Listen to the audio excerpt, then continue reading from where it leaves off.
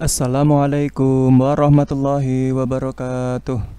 Apa kabar anak-anak sekalian? Berjumpa lagi dengan Pak Fajrin Maulana dalam mata pelajaran Pendidikan Agama Islam dan Budi Pekerti kelas 5 semester 1. Baiklah anak-anak, mengawali pertemuan hari ini, marilah kita berdoa kepada Allah supaya kegiatan belajar kita hari ini dapat berjalan dengan lancar.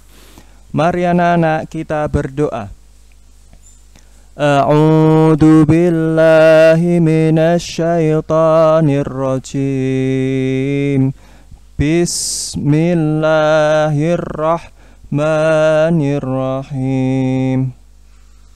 Raditu billahi rabba wa bil islami dina wa bi Muhammadin nabiyyan wa rasula. Rabbi zidni ilma warzuqni fahma. Amin.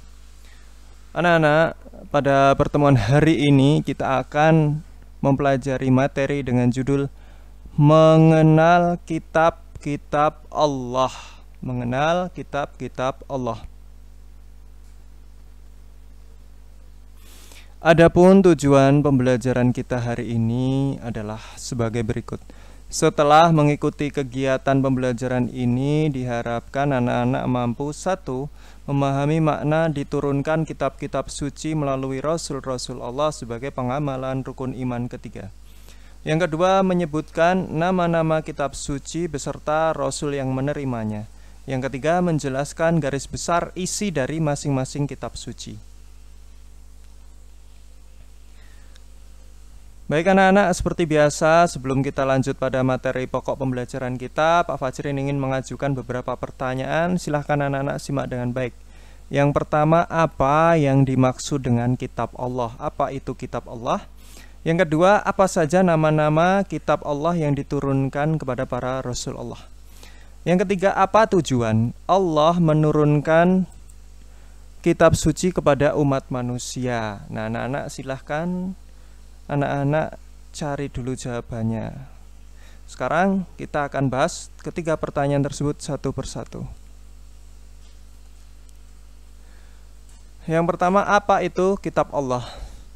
Kitab Allah adalah kumpulan wahyu yang diturunkan kepada para rasul melalui malaikat Jibril untuk disampaikan kepada umat manusia sebagai sebagai petunjuk dan pedoman hidup. Pak Fajrin ulangi. Kitab Allah adalah kumpulan wahyu yang diturunkan kepada para rasul melalui malaikat Jibril untuk disampaikan kepada umat manusia sebagai petunjuk dan pedoman hidup. Allah Subhanahu wa Ta'ala telah menurunkan 4 kitab suci beserta suhuf yang diberikan kepada para rasul yang berbeda zaman. Tujuan Allah menurunkan kitab dan suhuf adalah sebagai petunjuk bagi umat manusia sehingga memperoleh keselamatan dari musibah dunia dan musibah akhirat. Adapun kitab suci yang wajib kita imani adalah 1. Kitab Taurat, 2. Kitab Zabur, kemudian kitab Injil, dan terakhir kitab Al-Quran. Yang pertama adalah kitab Taurat. Kitab Taurat adalah kitab yang diwahyukan kepada Nabi Musa di Gunung Sinai. Kitab ini ditujukan kepada Bani Israel dengan bahasa Ibrani. Kitab Taurat terkenal dengan 10 firman Tuhan yang meliputi 1. Perintah menghormati dan mencintai Allah. Yang kedua, perintah menyebut nama-nama Allah dengan hormat. Yang ketiga, perintah mensucikan hari Sabtu. Yang keempat, perintah menghormati bapak ibu. Yang kelima, larangan membunuh. Yang keenam, larangan berbuat zina. Yang ketujuh, larangan mendekati perbuatan zina. Yang kedelapan, larangan mencuri. Yang kesembilan, larangan berdusta. Yang kesepuluh, larangan mengambil hak orang lain. Selain 10 perintah tersebut, Nabi Musa juga menerima wahyu tentang tata cara beribadah seperti sholat, berkurban, dan lain sebagainya. Selanjutnya adalah kitab Zabur. Kitab Zabur adalah kitab suci yang diturunkan kepada Nabi Daud alaihissalam. Kitab Zabur adalah kitab yang diturunkan kepada Nabi Daud alaihissalam untuk dijadikan petunjuk bagi dirinya dan kaumnya. Kitab Zabur menggunakan bahasa Qibti. Secara bahasa, Zabur bermakna kitab tertulis. Zabur berisi pujian kepada Allah, zikir, doa, nasihat, dan hikmah. Kitab Zabur berisi kabar gembira bagi kaum beriman dan ancaman bagi orang kafir. Selanjutnya adalah kitab Injil. Kitab Injil adalah kitab yang diwahyukan kepada Nabi Isa alaihissalam. Kitab Injil menggunakan bahasa Suryani.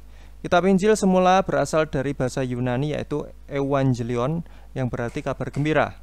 Kemudian diterjemahkan ke bahasa Arab menjadi Injil. Makna kabar gembira yang dimaksud adalah Nabi Isa menggembirakan umatnya dengan kabar kedatangan Nabi Muhammad SAW sebagai Nabi terakhir. Isi yang terkandung dalam kitab Injil adalah tentang ajaran pembersihan jiwa dari nafsu duniawi. Dengan kata lain, Injil mengajak manusia untuk zuhud. Terakhir adalah kitab suci Al-Quran. Kitab Al-Quran adalah wahyu Allah yang diturunkan kepada Nabi Muhammad melalui perantara malaikat Jibril. Al-Quran diturunkan secara berangsur-angsur selama 22 tahun, 2 bulan, dan 22 hari. Al-Quran terdiri dari 30 juz dan 114 surat. Surat-surat dalam Al-Quran terdiri dari 2 kelompok, yaitu kelompok surat Makkiyah dan kelompok surat Madaniyah. Surat Makkiyah adalah kelompok surat Al-Quran yang turun sebelum Nabi Muhammad SAW berhijrah.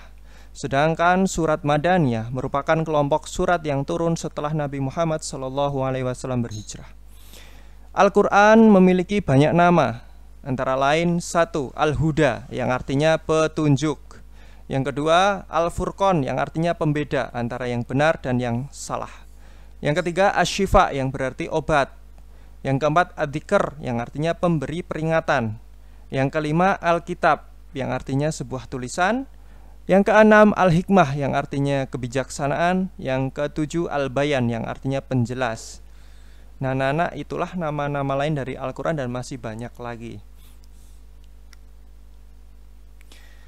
Kemudian ajaran terpuji yang bersumber dari kitab Allah. Berikut ini beberapa contoh perilaku terpuji yang diajarkan dalam kitab suci. Yang pertama, beribadah kepada Allah Subhanahu wa taala seperti sholat, puasa, haji, dan lain sebagainya.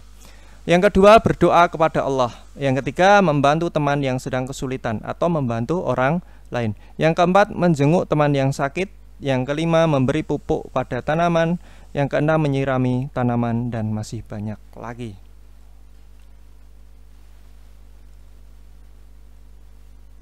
Nah, itulah materi kita tentang beriman kepada kitab-kitab Allah. Adapun kesimpulan yang dapat kita pelajari, yang kita ambil dari pelajaran hari ini adalah 1. Kitab Allah berisi ajaran yang mengajak manusia kepada perilaku terpuji agar selamat dunia akhirat.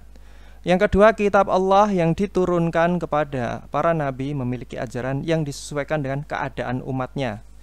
Yang ketiga, kitab Al-Quran turun untuk menghapus dan menyempurnakan syariat terdahulu.